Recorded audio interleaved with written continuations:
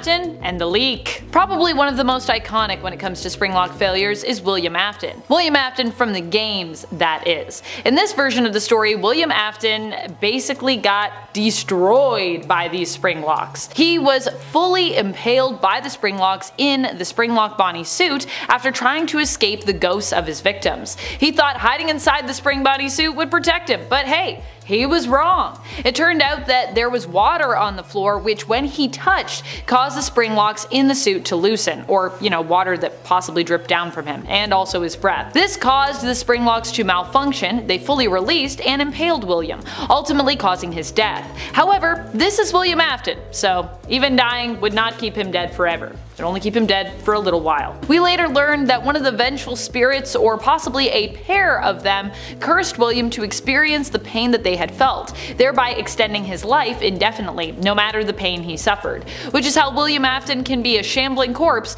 but also somehow still alive. And friends, before I move on to this next spot on the list, if you love what we do here at Top 10 Gaming, and if you love FNAF 2, be sure to let us know by giving this video a thumbs up. Number 8. Can you Springlock a ghost? To answer this question, we could turn to the Fazbear Frights book 135 AM, and one of the stories within its pages, titled The New Kid.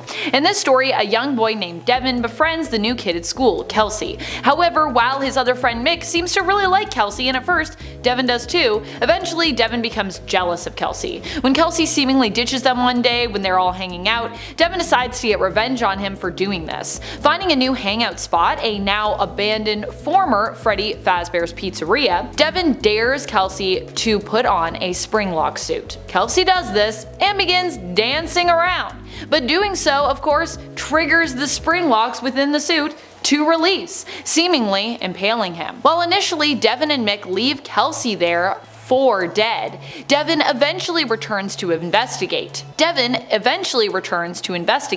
with Mick wondering if Kelsey might still be alive. When Devin does return, he doesn't see Kelsey in the suit, but later spots a black-haired ghostly figure within. It is implied that Kelsey is some kind of spirit of vengeance, possibly one of the spirits from the game lore that possessed Golden Freddy. And if you're wondering how we know that, well, later in the book we see that Kelsey is alive and well, seemingly, after he seemed to have been Springlocked, so either he has superpowers or he a ghost. And it's 7 required. The Springlock suits themselves are an occupational hazard that they didn't really need to create. Like, these things are hella deadly, and both William and Henry allow for their employees to wear them. Like, goddamn, okay? Just make a separate suit for the animatronic characters, for the employees, okay? Like, the people who run your business. They are the ones who make you the money, so they don't end up dying from robotic parts replacing their internal organs. OSHA would have been all over these goddamn suits if it was real in this universe, but apparently I guess it's not. And honestly, it's probably required by your contract to wear these suits at work, and if you refuse, you're probably gonna get fired, especially considering how they started getting ready to fire Jeremy because he saw Glitch Trap in Help Wanted. So why wouldn't they fire you for not wearing your suit if it's in your contract? Even if you claim it was to protect your life, they'd find another reason that you couldn't really fight against, so. Especially, when a serial killer is the CEO. And its 6 implications. Now, while the term Springlock is used in real life, it's totally different from the actual FNAF mechanism. I'm certain most of you got the whole Springlocks are real line from Springlocks and You, How Not to Die Remastered. It's a thread on the FNAF wiki. However, actual Springlocks are just locks that use springs, okay? From my research, what I gathered is that a Springlock in real life is, in simplest terms, a spring lock. It's like if your front door's deadbolt was on a spring. Every other instance talking about real spring locks or just ends up bringing you back or quotes this page, so it's kind of circular logic, okay? You can't use evidence within the thing that you're trying to prove as proof that it is real. It's like plugging a power bar into itself. It doesn't work.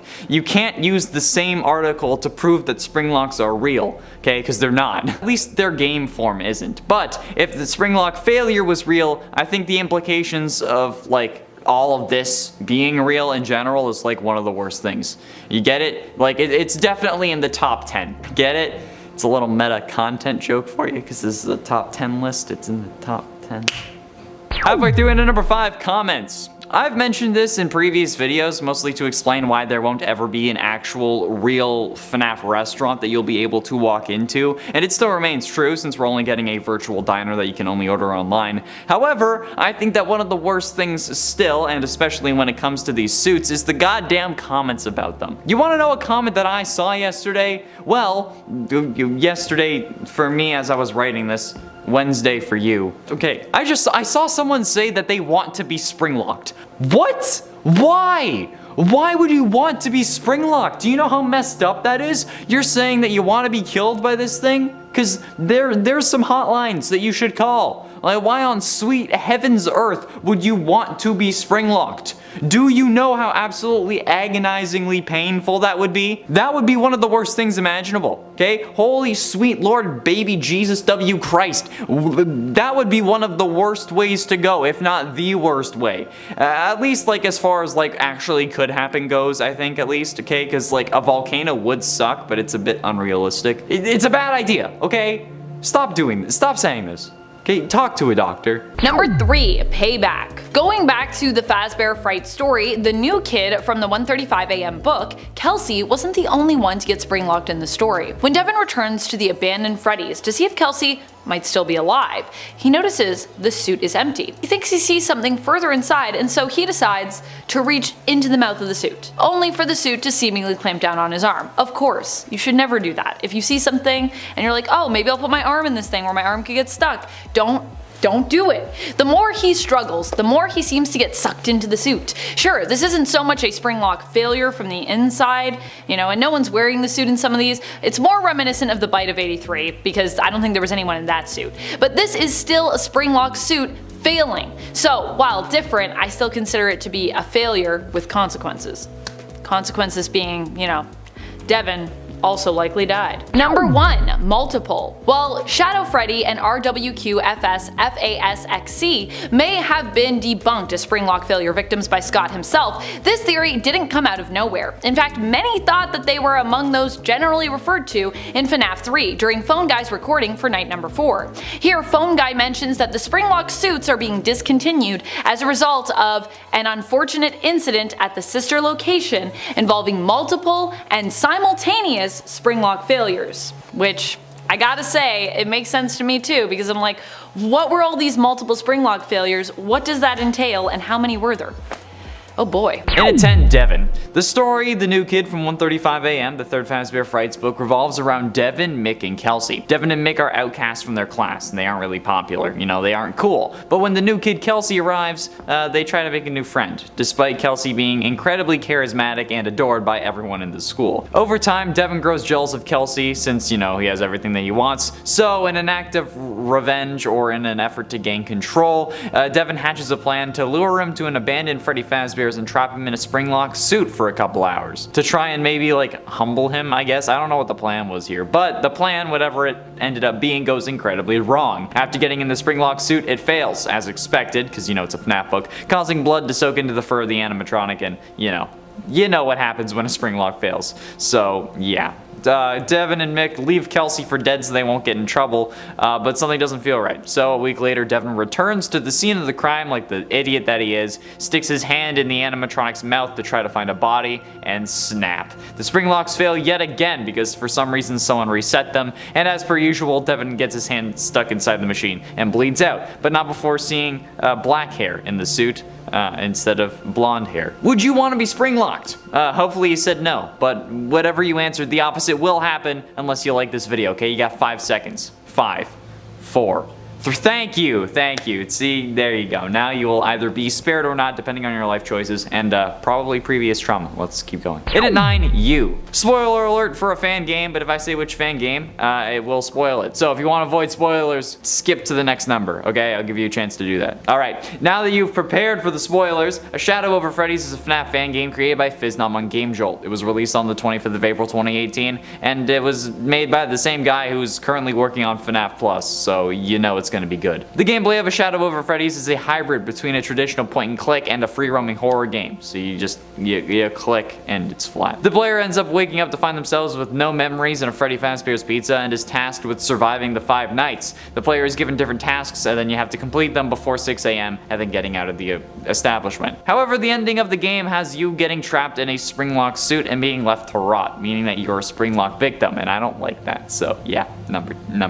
Inundate Burn Trap. While yes, technically Burn Trap themselves isn't a Springlock victim, it's the most recent form of our main antagonist, and you know what, I want to hate on him real quick. Like, what is this man's problem? What is with this full-on Harvey Dent knockoff and is somehow still living ass and trying to take control of Freddy, okay? Like, what does that even do for him? Sure, he can use Freddy to get to us, but this man is also just at the end of the hall, okay? He can just crawl through the vent like Monty does, and then you'd be able to get to us. Even if we, like, close the vent, we can't have it closed forever. That's why there's a power bar next to it. So why couldn't you just wait it out and then tear Gregory to shreds yourself, you pansy? Come on, stop having your minions do everything for you. Where's the William Afton that everyone was scared of, huh? Like, that little Springlock gang made you that much of a little bitch? Like, come on, dude. Hey, you're a grown man, and I'm the size of a 4-year-old. Why are you so scared? Because of the robot that's running on low power after glitching out? He should be on bed rest, not trying to help a kid, okay? He can't even take on multiple staff bots. Have your minions take Freddy and then deal with me yourself, okay? You say you always come back, but apparently every time you do, it's as just that little bit more of a pussy, okay? Burn Trap, more like just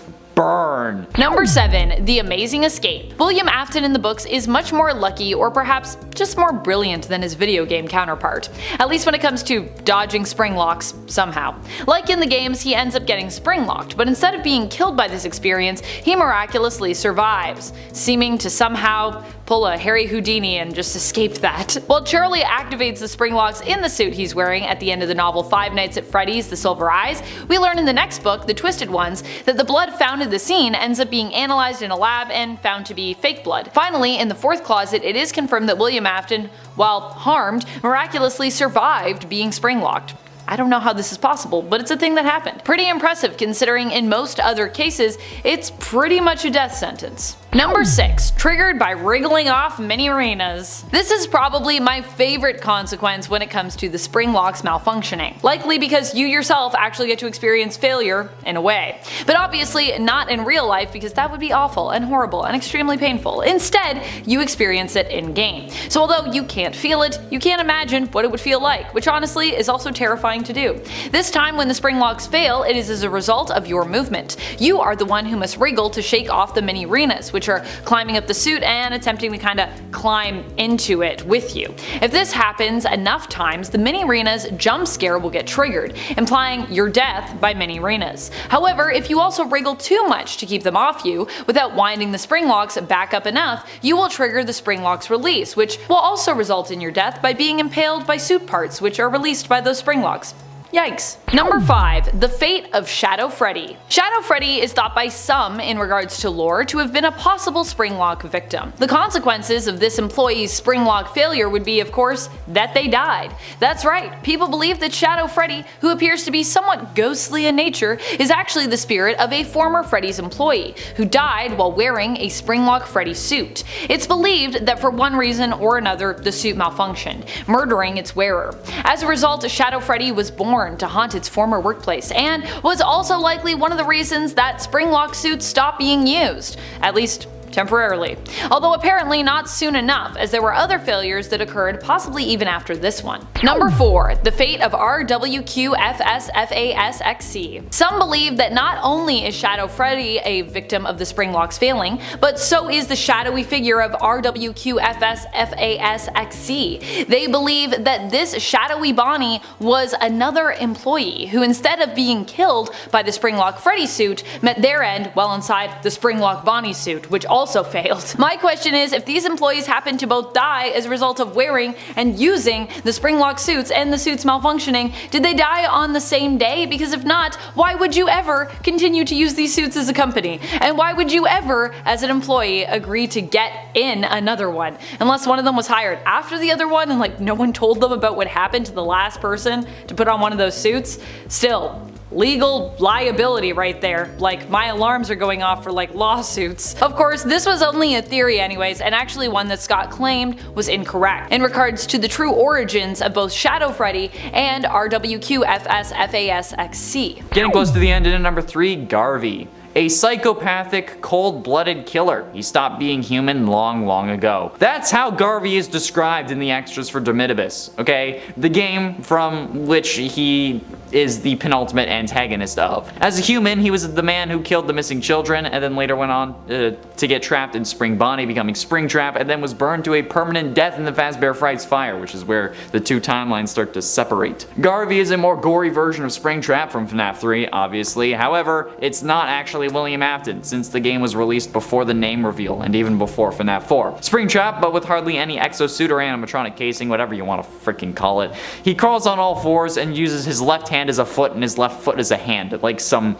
demon spider monkey from the deepest pits of hell that Satan didn't sanction the creation of. Like, Jesus Christ, I don't understand how this thing wants to operate, but honestly, I don't want to know, okay? This creation is a monstrosity that haunts my nightmares, and it's haunting my nightmares even more so than all my actual real world trauma combined. So I don't know, okay? Maybe Garvey's just there more because it's just like, at this point, my mental health has gotten to the point where he's basically a visual representation of my damage. But either way, it's terrifying. Number 10, Springlock doors. Something that has come up multiple times over the course of all of these games, a question that still has yet to be answered, is how do the doors open if the power turns off, considering that they're mechanical doors? Well, what if the doors are actually spring-loaded and it's the power that holds them in place, and then when they turn off, they just snap upwards, I guess. The other strange thing in general about the doors is that they slide upwards, not sideways. That just means those straight looking sheets of metal are actually able to curl up somehow, being stored in the ceiling, like a garage door, although I don't think that's what's happening, or that there is a wall directly above for that door to slide into, which would be a lot of convenient wall stacking, especially if this is a one-level building. Then it really doesn't make sense. Either way, I can only imagine that these doors would even be capable of springing open if it was the power alone keeping them shut, and that they are somehow spring-loaded to always be open, unless the power is on to push them down. That's the only way we can rationalize the way they work. Maybe this is also why our power runs out so fast as well. After all, I'm assuming it would take quite a bit of force and therefore power to keep them in place if they were spring-loaded.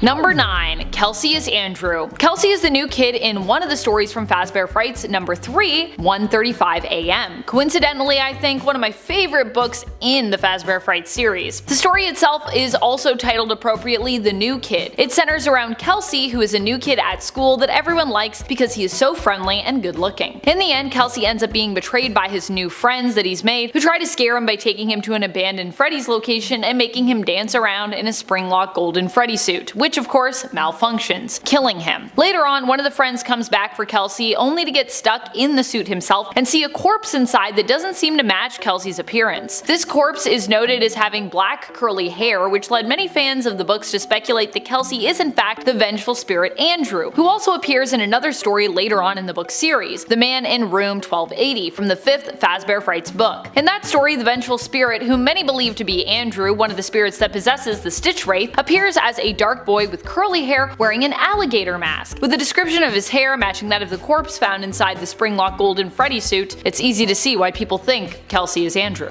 And friends, before we move on to our next spot, if you are loving this list and you want more lists about all of the Springlocks, so many Springlock things, so springy, so locky, be sure to let us know by giving this video a thumbs up. Number 8, Plush Trap is from Sister Location. And what's more, might also be an older model Springlock suit? Based on what Circus Baby says about the Springlock suit we are stuck in coming from her old location, we could theorize that Plush Trap is also a Sister Location Springlock suit, especially since Plush Trap looks much older by comparison. But why do we think Plush Trap is also a Springlock suit? Well, it's interesting that in the book Fetch, we learn more about the Plush Trap animatronic, where it is implied that it can mimic the voices of other folks, something that prior to Fetch's release, only Sister Location animatronics seem to be capable of. This is what makes us think that Plush Trap comes from Sister Location and perhaps was an older animatronic brought over from Circus Baby's previous location. While Plush Trap doesn't really fit in with the overall aesthetic of Circus Baby's entertainment and rental, we do know that an older Springlock suit was also kept there. Does that mean mean that Plushtrap is also an old Springlock that initially was its sister location, just based on the voice mimicking? If so, how did they get to be with the Nightmare Animatronics? And also, who wore the Plushtrap suits if they were ever worn, if they were Springlocks in that way? Was it designed for a shorter employee or possibly for kids to wear? Also, just to be clear, I'm not implying that that is the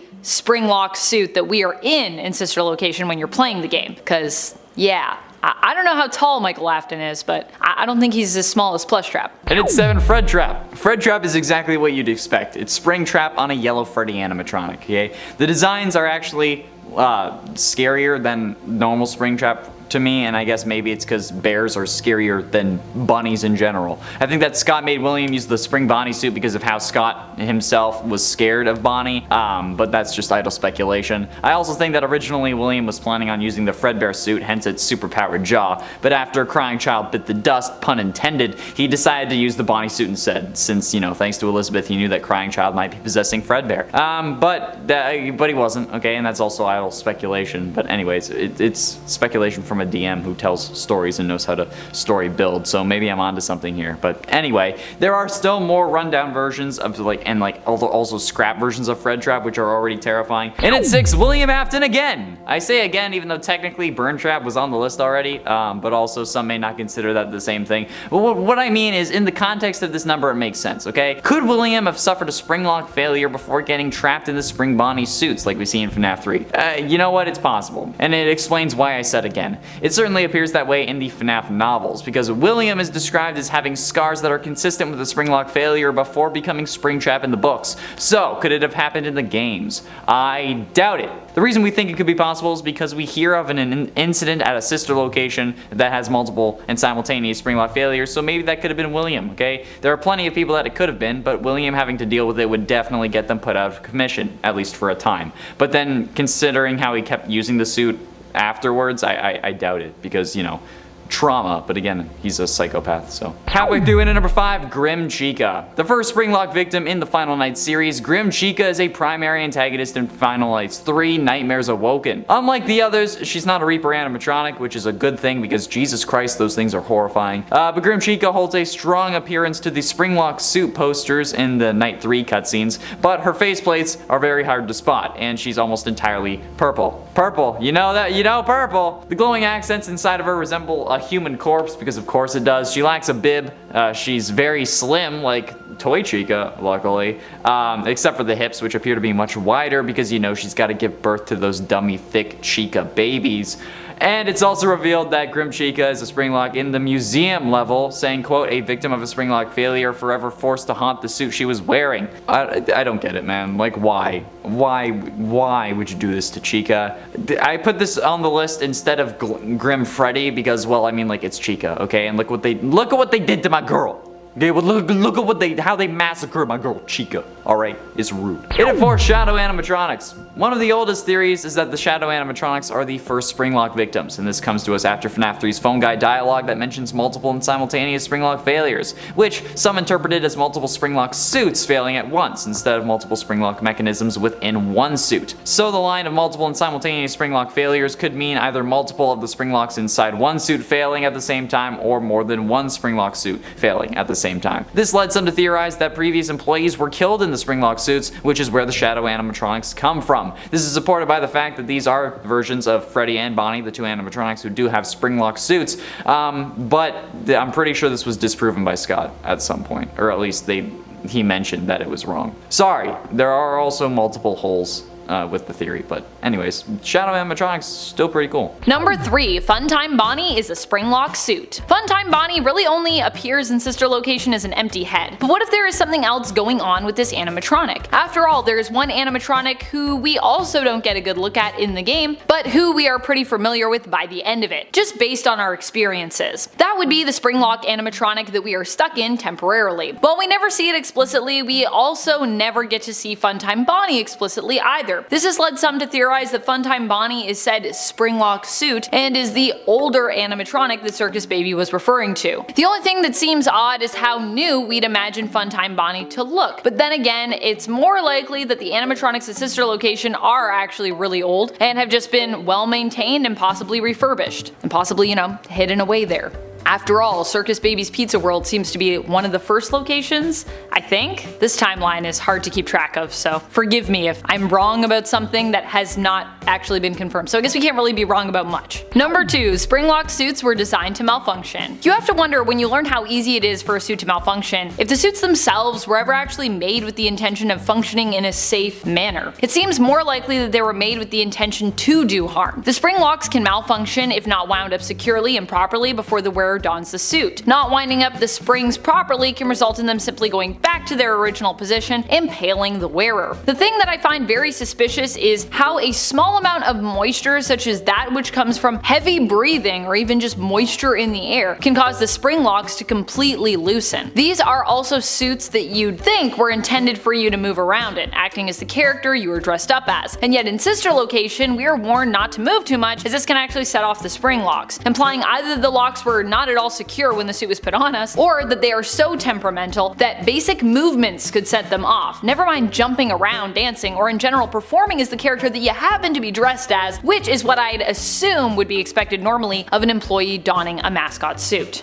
Number 1. Henry sabotaged the Springlock suits. We don't really have a lot of clearly defined lore from the games that lets us know who really made all of the animatronics between William and his business partner Henry. In some continuities, it's implied that William is more the inventive one, whereas in others, William is more business savvy and Henry is more robotic savvy. It could be possible that the two were actually a little bit of both. I think that makes the most sense just based on everything we've learned about them. If this is the case, who's to say that Henry wasn't the one behind the Springlocks, and perhaps after losing his daughter, sabotaged said Springlock suits while in a vengeful state. When William, however, did not die from Springlocks impaling him, Henry had to resort to other means later down the road, like what we see in Pizzeria Simulator, with him rounding up all of the former animatronics and then burning the place to the ground. Or potentially with Henry being behind the burning down of Fazbear Fright, which also was a suspicious thing that happened, and we don't really know who's behind it, but I feel like Henry could make sense there. In a 10-second times the charm. Could William have suffered a Springlock failure before getting trapped in the Spring Bonnie suit like we see happen in FNAF 3? In a way it's possible, and it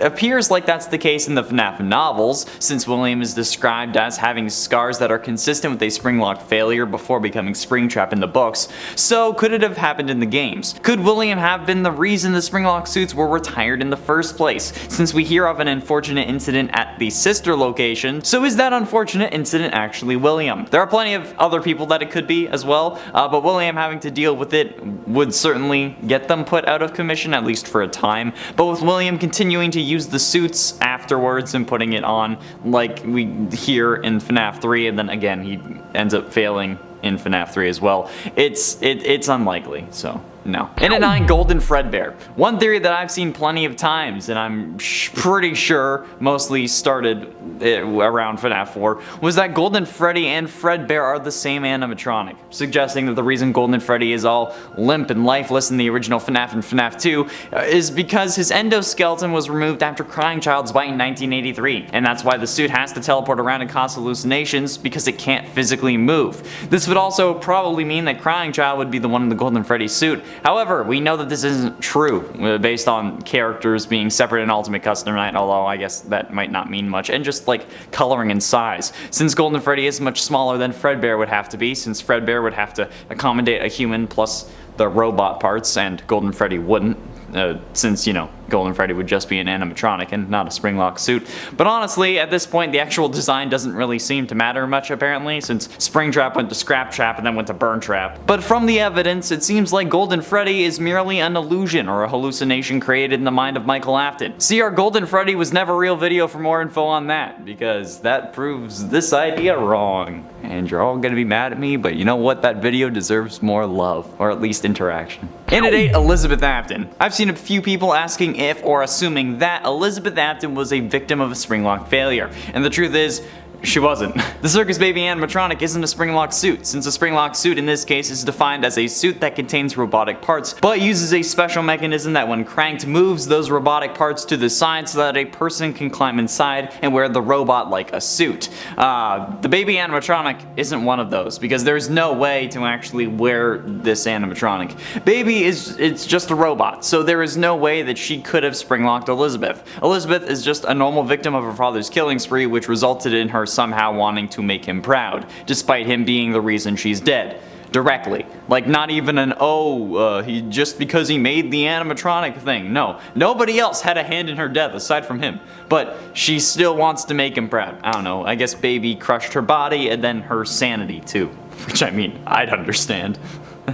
That's pretty rough. Number 7. Kelsey is crying child / Cassidy. While Kelsey being Andrew could make some sense, others have speculated that the corpse found inside the suit actually belongs to Cece, crying child. This is obviously because of the physical description of the corpse, which has curly black hair. A lot of people coming back to that curly black hair for a lot of these theories. This description matches the appearance of crying child, who also appears to have black and curly or wavy hair based on what we see in the games. But Kelsey is blonde. How does he fit in? Well, it is possible that Kelsey is the amalgamated manifestation of both Crying Child and Cassidy, who perhaps both haunt Golden Freddy if in this continuity they were both victims and have decided to share possession of the animatronic. Neither of them of course was blonde, but they could be changing their appearance together, using a disguise to go out in the world and trick bullies into trusting them. Cassidy could also possibly be considered the more aggressive personality, while Crying Child could be considered the nicer side, and also might bring the masculine appearance to the table when it comes to their disguise. Because obviously Cassidy was a girl, so yeah.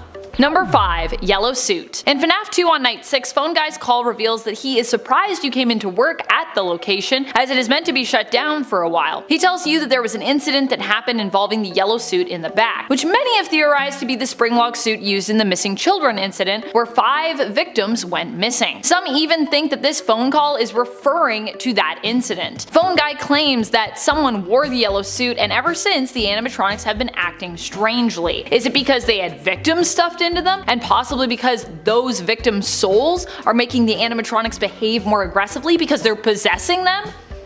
I don't know, but it makes sense. Getting close to the end of number 3, not beefed up. The fact that these animatronics are incredibly powerful is absolutely an insane thing that nobody really seems to grasp. Like the fact that Fredbear was able to crush a child's skull, something that we've covered how crazy is. Imagine if that was an employee, okay? Like, ignoring the fact that you think it's a Springlock incident or that it's a Springlock suit, the amount of power that Jaw has is a hazard for everyone who comes into contact with it. Like, goddamn.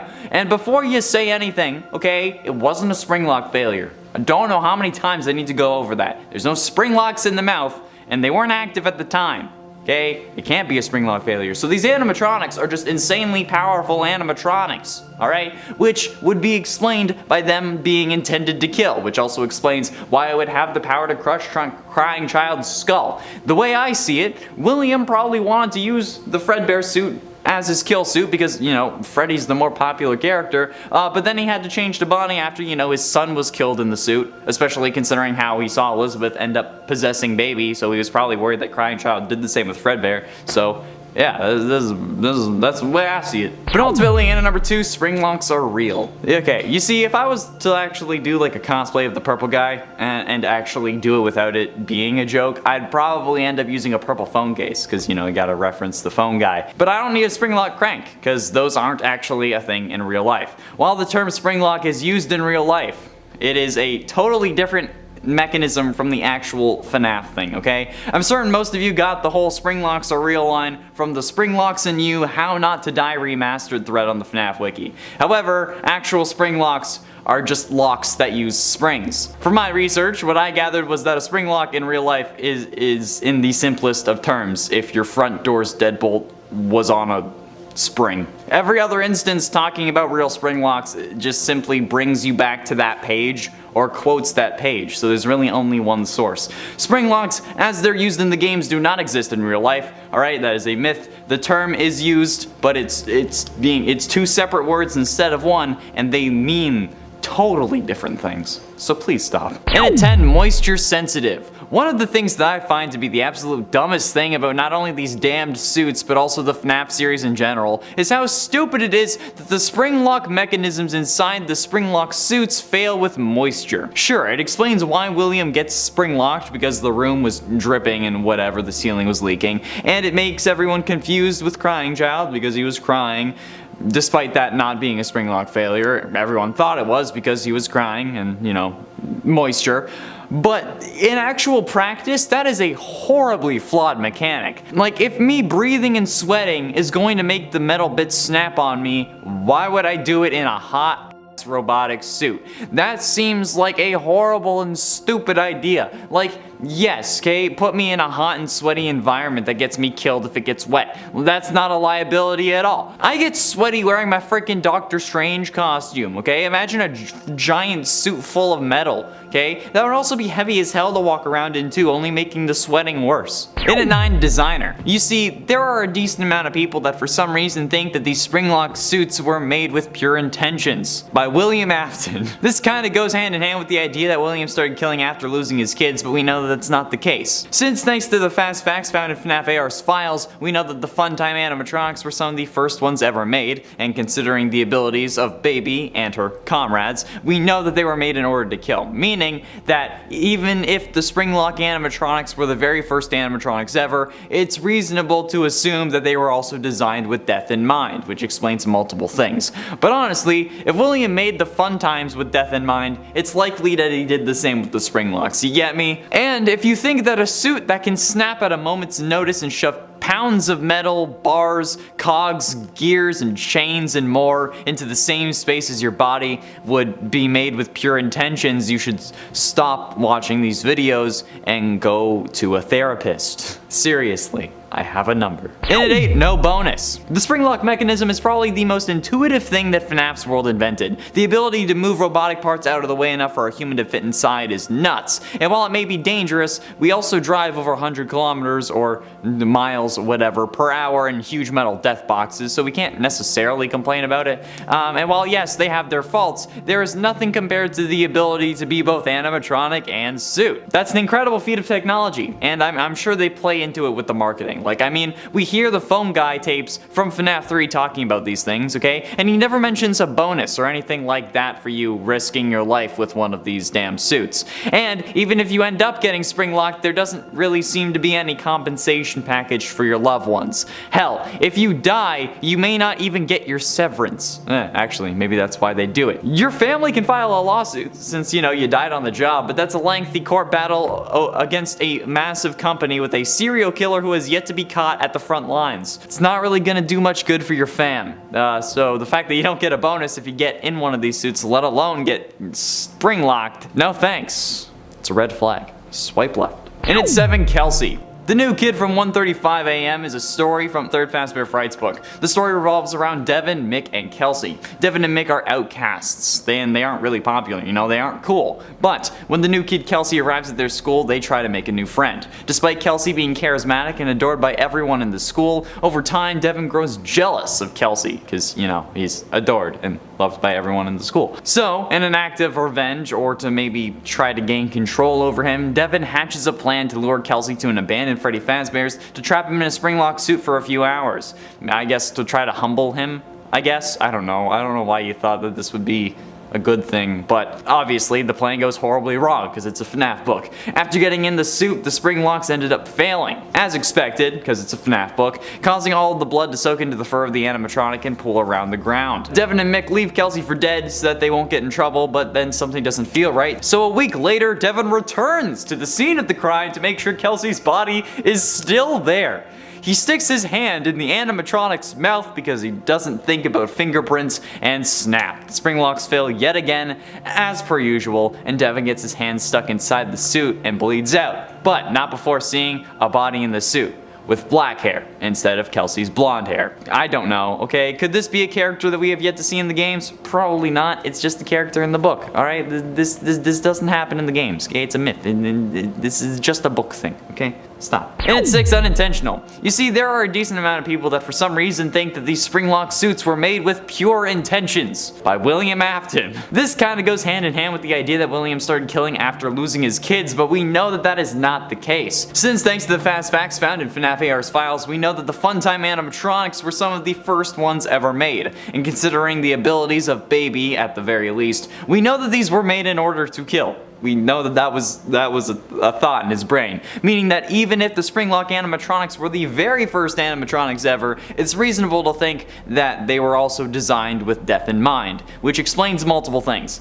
More on one of them in a minute. But honestly, if William made the fun times with death in mind, it's likely that he did the same with the Springlocks. And if you think that a suit that can snap at a moment's notice and shove pounds of metal bars, cogs, gears, and more into the same place your body would take up, it was made with pure intentions, then you need therapy more than I do, okay? I have some numbers you can call. Especially when a normal animatronic and then a suit for your employees would be cheaper and less likely the focus of a lawsuit. Speaking of which, halfway through into number 5, liability. The Springlock mechanism is probably the most intuitive thing that FNAF's world invented. The ability to move robotic parts out of the way with enough room for a human to fit inside is insane, and while it may be dangerous, we also drive over 100 kilometers an hour in huge giant metal death boxes, so maybe we can't really complain. While yes, they do have their faults, there's nothing compared to the ability to be both an animatronic and human suit. It's an incredible feat of technology, even if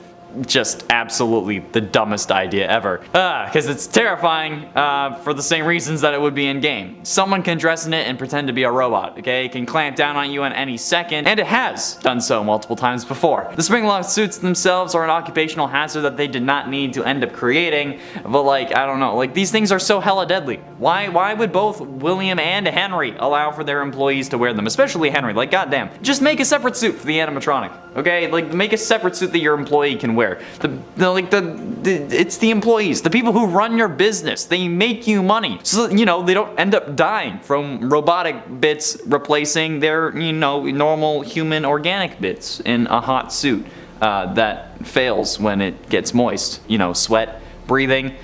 Yeah, I would never get in one of those things. Even if there hadn't been an incident before, okay, that just seems like a lawsuit waiting to happen. And I don't want to be the one whose family sues because I'm too dead to do it myself, alright? So, no. It's a myth that they shouldn't have gotten sued. Paperwork. One of the worst things for the survivors after a Springlock failure has to be the paperwork that is associated with it, because goddamn. Someone dying in your building is one thing. Someone dying in your building because of something in your building is another. And then add on to that the fact that they were your employee and probably forced into that suit without, like, because of their contract, and you'll be filing reports until you have to retire.